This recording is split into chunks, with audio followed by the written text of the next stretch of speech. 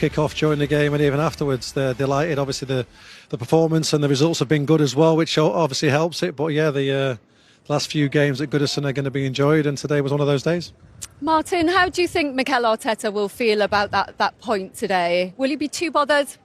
Do you know, I think he'd be disappointed at the start of the second half, the way that he allowed Everton back into the game. You can say it was a soft penalty.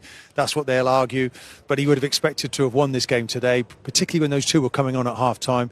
We saw glimpses of Martinelli and, again, some good minutes. But, you know, Saka's had 73 minutes in 2 matches.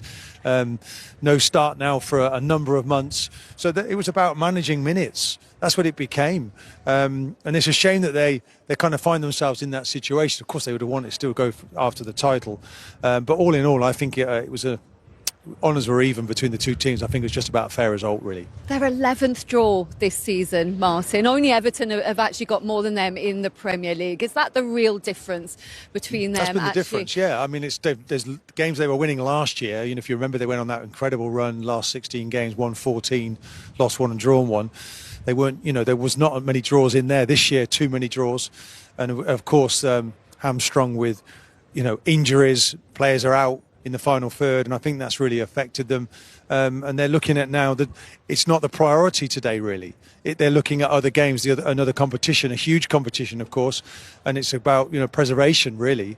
And that's because the squad has got that bug of injuries, and they've had to make sure they just negotiate today's game. You know, credit to Everton. They come back way much better. Moyes it's a totally different Everton right now. 1 defeat in 11. You know, and you know, coming here now is now an okay result. You know, okay, Liverpool came here and won, and Arsenal needed to match that and weren't able to do so. Can we just put that down to the injuries, Phil? Because they were leading in 7 of those 11 games that they've gone on to draw. Is that something that really has to be addressed? Well, it is a valid excuse, if you like, but it's tough. A lot of people are pointing out that they didn't go and buy another striker, another number 9. But again, it's if everyone had obviously a clear ball to go and look what was going to happen, I'm sure they'd have signed someone. But it's tough. Liverpool have been fantastic as well. It's hard to go season after season after season to win, as Martin said, 14 of the last 16 games last season. That's not always as easy to do. So Arsenal will be frustrated, but they're going in the right direction. They're obviously in a Champions League game this next week. They're probably going to finish second in the league.